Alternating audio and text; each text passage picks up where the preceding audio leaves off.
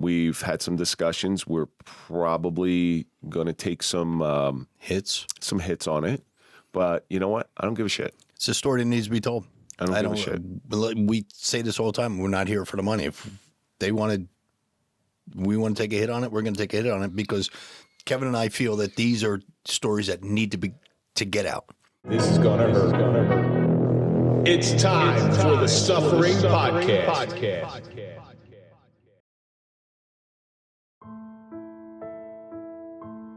How do you define or quantify trust within your own family? Trust is a bond and promise that no matter what, you will always be safe. Trust is allowing a safe space to let your guard down and be yourself. Nobody ever tells a child to trust. They just do. Their instincts and innocence compels them to have the freedom to never question their environment. That beautiful vulnerability will remain until it's taken away. The broken trust of a child will never return once it's lost. Youth delivers a gift that some aren't worthy to receive. Loss of a child's trust may be the greatest crime humanity has ever seen. I'm Kevin Donaldson here with Mike Failace, and welcome to the Suffering Podcast. If you're a fan of overcoming adversity and overcoming suffering, we're for you, because that's the stories we highlight and that's what we like to do here.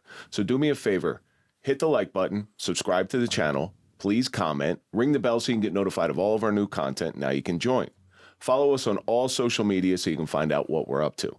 On this episode of the Suffering Podcast, we have a long, weary traveler coming a long way to sit down with us, and that's Sherrie Allsup to discuss the suffering of incest. This is going to be a rough episode, but it's also a story that needs to be told and it needs to be heard. Thank you so much for coming in. You're welcome. Thank you for having me. It really is. It's something that needs to be told. Yes, it is. Before we get into any of the deep, dark stuff, let's throw a big shout out to our marquee sponsor. That's Toyota of Hackensack. We don't trust anybody as police officers, but we do trust them. So go to toyotahackensack.com. Let them find you a car. They're all good guys over there. And my father's car that he bought from Hackensack is still going. Yeah, we just sent another one of our listeners over there. Got another car, so they're doing okay. He's 87. He doesn't know how to roll down the windows, but the car is still treating him right. So Sherrie, each week we take a question from one of our audience members. This one comes from Rolla15. How do you reconcile with yourself letting out your personal story in public? You have told your story many times. Mm-hmm. Okay, and it's a difficult story, and you have to go home and put your head on the pillow and look at yourself in the mirror. How do you reconcile telling your personal business with yourself? I think the hardest part was learning to not sugarcoat my story, because for so long I sugarcoated it to make other people like you guys not uncomfortable. And I realized by sugarcoating, I was doing a horrible injustice, not only to me, but to anybody that wants to learn about sexual assault and abuse and incest and trauma and all that goes with it. So for me, it was learning to not sugarcoat, not make it pretty. You can't make it pretty. So I just had to learn to just be real and just let it out there if I wanted to help other people. And the first time you told it, I'm sure there was some little bit of hesitation in you. A little trepidation. Yeah. Oh, it started much differently than I tell it now. Really? I told it very cautiously, very protective of other people, very sugar-coated, because I didn't want to offend anyone by telling them my stories. I didn't want to upset anybody. But I've learned now, especially since I worked with law enforcement, that I don't have to do that. Not with us. And that's why I love law enforcement. I can just let it go. Just this is it, and I don't have to sugarcoat it, and this is my story. Mike, what do you think? You've told your story several times, and how do you put your head on the pillow at night? You like you said, once you get it into your mind that your story is going to help someone else, it becomes a lot easier to talk about. In the beginning, like you said, I was sugarcoating it. I didn't want to talk about it. You didn't want to be perceived as that person, But once you realize that, because when you're going through that hell, you think you're the only one going through it. Absolutely. But then you start to realize other people have gone through that, and your story and how you came through that story could wind up helping other people. A lot of it comes from who your audience is as well. I know it's not the first time you told your story, but publicly, when he came on in episode 9, and that's sort of how this partnership happened. he also knew that first of all, I knew the story because I had been in group therapy with him, but he also knew that I understood his story. So when I'm telling somebody, in the beginning anyway, when I'm telling somebody who didn't understand, I was very, very hesitant. Because you're afraid to tell people your story that haven't gone through something similar to you. Because they're going to judge you. They're going to judge they you. don't understand. Exactly. Yeah. But once you kick that to the curb and say, you know what, as long as my story's helping people, then I'm fine with it. Early on in this show, I had some people chiming in, some friends of mine. They're like, you got to change the name of the show. There's that word suffering. It's a visceral word. Exactly. This is exactly where I'm going. I made it sort of purposely, but sort of not purposely. Suffering has always had a very negative connotation. Right. Until you get through your suffering and you can flip it upside down, it actually becomes a strength. I took that suggestion and I said, no, I'm not changing it. I want it to be that way because people need to hear that stuff. The more you whitewash something, the more you perpetuate the same problems of silence. 100%. So when I go out and I speak, or if I'm on a show and I speak and I talk about suicide, I've been asked several times recently to not use that word. And I said, you know what? And I thought about it and thought about it and thought about it. And I said, you know what? I am going to say that word. Number one, it's part of my story. The more we say it, the more it gets out there. I'm not going to use traumatic event. I'm not going to use what else did they? There's another one that's new. Yeah, it's traumatic. Unlifed. It's suicide. It's suicide. I wanted to unlife myself. Yeah, it's crazy. No, it's suicide. Unalived. Unalive. Yes. There you go. Unalived myself, which is ridiculous to me. Because all we're doing is we're whitewashing a problem, and that silence has been the nexus of where this problem has always met the rubber meets the road. So forth. Is unalive myself like the political correct way of saying it now? I mean, are we going down that road? I've never heard that, but it is what it is. And I don't know if they think that softens it and makes it less. But listen, when you're in your kitchen floor trying to kill yourself, it doesn't matter what you want to call it. Yeah. Call it what you want. It's suicide. The cops show up. Did you try to commit suicide? No, I tried to unalive myself. But the same way with the show and the same way with when I use that word suicide, I want you to feel that. It is an uncomfortable feeling. I want you to. So you look at it this way. Any great piece of work throughout history, whether it's a play, a piece of literature, or a piece of art, it invokes an emotion. Mm-hmm. The word incest evokes an emotion. The word suicide evokes an emotion. The word shooting evokes an emotion. And that's one of the things that we need to do. We need to invoke that emotion to let people know that this is real. This isn't, Mike said earlier that, he doesn't like fake people. Well, this is as real as it gets, people. And I will never silence that. And that doesn't say I'm not kind of people's feelings. I am. I'm kind of people's feelings. But the word that I hate, and I hate it, is the word triggered. Oh my God, do I hate that word. But we use it a lot too, don't we? I try not to. I have. Yeah. It recently came to my attention. They're like, somebody was saying triggered. And I said, how would you like it if I used the C word? There's a female I was talking to. How'd you like it if I used the C word to refer to another female? And they're like, wow, it's really bad. And I said, that's what that word does to me. That word actually triggers me. Because guess what? That when people become quote unquote triggered, it's because they haven't dealt with something. And I'm getting it out there. I'm putting it out on the table. Let's put our cards on the table. Let's deal with this stuff. So that type of emotion doesn't happen. Or when it does happen, it's a familiar experience and you know how to deal with it. And I feel like if I'm telling you my story and you tell me I've triggered you, then you're shutting me down. Because now your emotions are my responsibility. That's a good point. And I have to stop talking because I don't want to offend you. Yeah, well, you're on the wrong show if you don't want to offend people. And that's where the whitewashing comes in again. Mm-hmm. Mm-hmm. Yeah, and I refuse to do it. I refuse to do it because Mike and I are here to change certain things. You're here to change certain things. And if we stay silent, that means we're complicit. Then things stay the same. So Rolla15, thank you very much for sending in that question. Keep sending in your questions, and we will try to get them on the air. So, Sherrie, where did you fly in from? I don't even know where you flew in from. I swear to you, and this is a big mistake on my part. Corpus Christi, Texas. All the way out. See, you're in the land of the free. The home of Selena Quintanilla. And Farrah Fawcett. Oh, I didn't know Farrah Fawcett was from Corpus Christi. Hey, now. No kidding. I had her poster on my wall when I was a kid. Who didn't? Yeah, I still see that what did they used to call that hairstyle? Feathered, I think. Feathered, yeah. Yes. I still see that every once in a while. They'll see somebody walking with a feather. I'm like, wow, okay. That young boy comes out in me and get a little. Like, all right. Well, that was get a little flush. Farrah came out in like our molding phase of our lives. We'll keep it at that. Yeah, but the poor girl died of butt cancer, though. I mean, I know. That's a bad way to go out.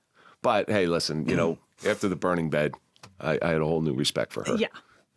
So why don't you did you grow up in Texas? I did not. I grew up in a little rural town in Kansas, between there and Alaska. Back and forth, back and forth. Alaska.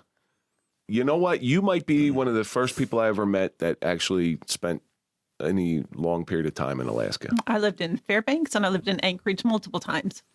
So I moved. My father drilled oil, and to drill oil in Alaska, you have to only drill in the wintertime because the ground has to be frozen.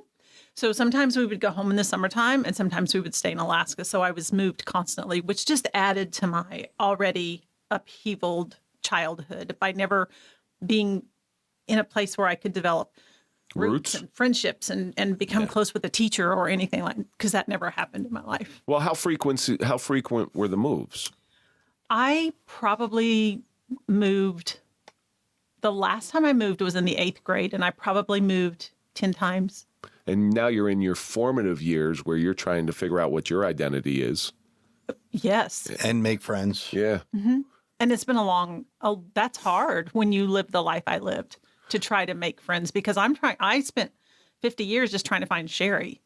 So, and she's not who people thought she was. Did you ever find her? Yes, I did. And she has a loud mouth. I just found her out in the hallway before. That's a really loud mouth. Well, sometimes you got to speak up a little bit in order to be heard. So which one do you like better, Alaska or Kansas? Alaska's beautiful. Very beautiful. Kansas is home. I still have a home in Kansas City, so Kansas City's home. It's so flat. It's crazy flat. I know everybody says the Great Plains and everything like that. You don't really understand it until you're like, yeah, it's just nothing. It's flat. All right, you're from Kansas City. What are you doing Sunday? Let's see. I feel like there's something going on. Well, this will come out long after the Super Bowl. So we can lament Kansas City's loss. No. She's got another place in San Francisco too. So she's. I'm going to be honest with you. Don't like Mahomes, but I'm an Eagles fan. So Travis Kelce's on the team. And I know Jason's going to be there. Jason's so funny. He's the best. He's funny. Love he him. is. Who else goes to the Super Bowl parade dressed as a mummer? And kidding. nobody around here really knows what mummers are. Mummers are just Italian guys that dress up like clowns and then do the same dance up down the street in Philly.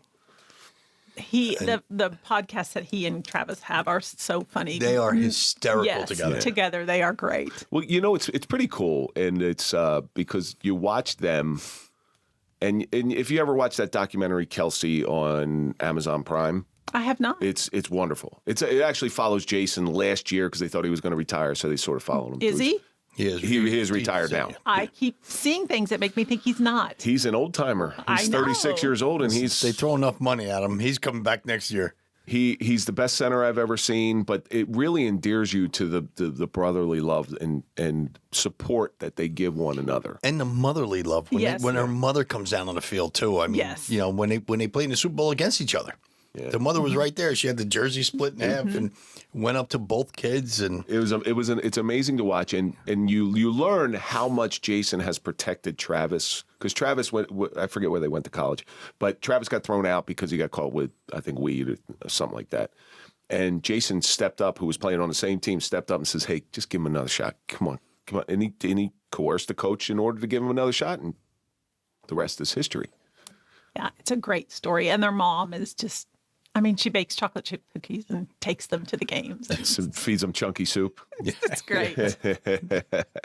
So that's interesting. I have been through Kansas, and you go over a little undulation in the road, and you just see forever. But I was wondering where Dorothy's house was. I never wanted to go to Kansas because I saw what happened to Dorothy and Toto, so I never wanted to go there. I don't know. See, again, tornadoes. I've been in one tornado. I'm not a fan. It's funny because I live in Corpus now and they have hurricanes and people just absolutely lose their mind when there's a hurricane coming. And I've been through one, so I get that. But they have like a week. And I say, you guys need to come to Kansas. We have tornadoes and you get like a 30-second warning. So, we don't have time to go out and prepare and do all the things you do in a hurricane. But then you have earthquakes. Did you have earthquakes? They have earthquakes in Alaska, right? Have you ever been in an earthquake?